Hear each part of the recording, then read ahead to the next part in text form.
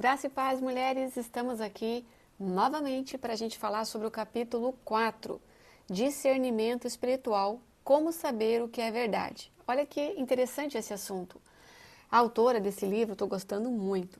Ela começa o texto apresentando a história de Letícia, que comprou um livro, influenciada pelas amigas, e estava muito atraída por promessas aparentemente boas. Entretanto, aquilo que parece atrativo, muitas vezes aos nossos olhos, nem sempre está de acordo com a palavra de Deus. Muitas promessas de sucesso acabam sendo vazias, né, com o decorrer do tempo. E quem já foi atrás procurando resposta em lugar errado? Eu fui uma dessas. Vivia procurando coisas no lugar errado, né? E eu creio que muitas aqui também já passaram por esse caminho, né? E o mundo, o nosso mundo onde vivemos, ele está cheio de promessas falsas, mentiras mundanas que acabam roubando o nosso tempo e confundindo a nossa mente, né, daquilo que realmente é de Deus. Então a gente precisa ter esse discernimento espiritual, né? Como que a gente faz isso, né? Então, como que a gente lida com tanta informação? Quando a gente aprende a ter discernimento, nós necessitamos urgente saber discernir o que é bom do que é ruim, né? O certo do errado. E o único lugar seguro para encontrarmos discernimento é a palavra de Deus. Não tem outro lugar. 2 Timóteo 3,16 diz que Deus nos deu sua palavra para vivermos por elas. Só vamos aprender a discernir pelo estudo constante da Bíblia. Não tem outro jeito. Porque a palavra nos ensina como viver, nos adverte dos perigos, corrige o nosso pensar e nos treina para discernir entre o certo e o errado. Mulheres, nós precisamos sair da fase de bebê espiritual para crescermos em maturidade espiritual. Toda cristã é chamada a crescer nessa habilidade. 1 Coríntios 2, do 12 ao 16, ele vai falar assim: e nós recebemos o Espírito de Deus, e não o espírito desse mundo, para que conheçamos as coisas maravilhosas que Deus nos tem dado gratuitamente. Quando lhes dizemos isso, não empregamos palavras vindas da sabedoria humana, mas palavras que nos foram ensinadas pelo Espírito, explicando verdades espirituais a pessoas espirituais. Mas o homem natural, ele não aceita as verdades espirituais de Deus, né? As verdades do Espírito de Deus. Elas lhe parecem loucura e ele não consegue entendê-las, pois apenas quem é espiritual consegue avaliar corretamente o que diz o Espírito. Quem é espiritual pode avaliar todas as coisas, mas ele próprio não pode ser avaliado por outros, pois quem conhece os pensamentos do Senhor? Quem sabe o suficiente para instruí-lo? Mas nós temos a mente de Cristo. Pensar biblicamente significa avaliar tudo à luz do Evangelho. Mas como você fará isso se você não investe tempo lendo e meditando na palavra de Deus? Você tem preguiça, né? Nós temos preguiça de fazer isso. Agora, se é para ler um best-seller, se é para ler um livro aí que todo mundo está lendo, de como ficar rico em uma semana, aí você gasta tempo lendo. Mas agora, ensinos, né, instruções, discernir certo ou errado através da palavra de Deus, aí você torce o nariz e tem preguiça. É ou não é? É assim que funciona. Então a palavra de Deus, ela é a única ferramenta forte o suficiente para nos proteger contra o ataque do mundo. Discernimento espiritual é uma habilidade aprendida. A gente não nasce com isso. A gente vai aprendendo e vai compreendendo e vai aplicando a palavra de Deus e vai conseguindo discernir verdade de erro. Essa habilidade, como eu falei, não é automática, ela é desenvolvida ao longo da vida. A autora também apresenta 4 passos resumidos, como um acróstico, P-A-R-E, pare, né? O pare, para estudar a palavra de Deus, né? Atente que há tempo de sucesso e falha. Depois de uma certa idade, a gente já não tem tempo mais para errar. Então, fique atenta, porque você não tem mais tempo para ficar errando. Repare em cristãs maduras, mais experientes que você, para te instruir. E exercite as verdades aprendidas, né? Não adianta só parar, só tentar, só olhar e não praticar. 1 Tessalonicenses 5, 20 ao 22 diz: Não desprezem as profecias, mas ponham à prova tudo o que é dito e fiquem com o que é bom. Mantenham-se afastados de toda forma do mal. Então a gente precisa tudo trazer à luz da Escritura, né? É claro que discernimento envolve, como falei, estudo diário da palavra. Como mulheres devemos ser zelosas. A autora dá exemplo, né, da fila do mercado ou de uma loja de departamento, né? Fica tudo exposto, né? Então você vai lá pagar, já tinha comprado tudo o que precisava, mas e você vê uma meia, uma necessaire, um caderninho e tal, e você começa a sentir desejo de comprar aquilo. Aí você precisa, nesse momento, discernir. Será que realmente eu preciso disso? Ou estou comprando só para me sentir bem, ou eu acho que preciso, mas na verdade eu não preciso. Na palavra de Deus é a mesma coisa. Haverão palavras que vão coçar os nossos ouvidos, né? A nossa carne vai querer ouvir, como eu falei, livros de autoajuda e tal, de meditação, que são ensinos falsos. Então a gente precisa tomar cuidado com isso.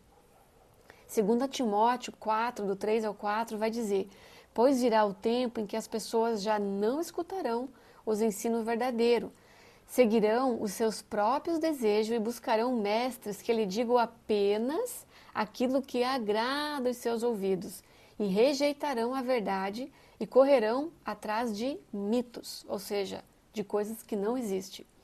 A autora também fala para nós usarmos as técnicas das cores. É um sistema de alerta, né, que os Estados Unidos usa, que fala de azul, laranja e vermelho, para avaliar alguns ensinos, né? Então, o que é um perigo azul? Você se pergunta, né? Esse ensinamento se alinha com a Escritura? Traz você mais para perto de Deus ou te afasta de Deus? É um alerta, né? Um perigo laranja. Se o que você está estudando parece bom demais para ser verdade, então provavelmente é falso. Né? O evangelho sem cruz, sabe tudo da graça e não tem nada de graça nisso. Faça, medite, né? Fique lá virada para a lua e faça um mantra que tudo na sua vida vai se resolver. Mas não tem nada de Deus nisso, né? E o perigo vermelho é aquele que você até ora a Deus e de repente, assim, do nada, aparece um livro ou um curso no teu Instagram ou no teu Facebook, enfim, né, na tua rede social, de alguém ensinando justo aquilo que você precisava ouvir, né, para resolver o teu problema. E olha só que a pessoa até fala de Deus, né, mas também fala de outras doutrinas, tudo misturado, e aí você já não sabe mais o que, né, se é de Deus, não é de Deus, mas a pessoa não dá crédito para Jesus, então fuja que é cilada, né? Então tenha cuidado. Se algo parece bom demais, pode ser falso. E meias verdades podem nos desviar do caminho do Senhor. Então sempre vale o questionamento também. O que me manteve tão interessada nesse tipo de conhecimento, né? Tudo temos que avaliar. Devemos dizer não à sabedoria do mundo, né? João 17 diz que a palavra de Deus, ela é verdade. Então, tudo temos que avaliar, né? Devemos dizer não à sabedoria do mundo. João 17, a palavra de Deus é a verdade, né? Então, a santificação significa ser separada, né, do mundo. Devemos estudar, ouvir, memorizar e viver, principalmente, né, a palavra de Deus. A Bíblia ela é como uma lente de aumento, né, que traz clareza e nos ajuda a filtrar as mensagens do mundo. Somos desafiadas a distinguir entre verdade e falsidade, certo e errado, o tempo todo. Se me amais, guardareis os meus mandamentos, né? Jesus fala em João 14,15. 1 Tessalonicenses 5, do 21, 22, diz para julgarmos todas as coisas, retendo o que é bom e se afastando do mal. Então, nós devemos sim julgar, né? Então, se uma mulher ela está buscando aceitação das pessoas e do mundo, então ela não está buscando a direção de Deus, né? A Bíblia também traz, né, um exemplo de Salomão, né? Ele pediu sabedoria e discernimento a Deus, vocês vão ver lá em 1 Reis 3, do 9 ao 12, e Deus é a fonte de todo discernimento espiritual. Salomão pede discernimento, sabedoria para julgar, para conduzir o povo de Deus, né? Então mostra que o pedido estava alinhado com a vontade de Deus. E ensina que o nosso pedido, por discernimento, também deve estar alinhado à vontade de Deus, né? Destaca também que o papel do Espírito Santo como nosso consolador é ele que vai transformar, né, o crente à imagem de Cristo e vai nos guiar no caminho da verdade. Então, crescer no discernimento ele é um processo contínuo. A gente tem que estar sempre buscando, né, esse crescimento.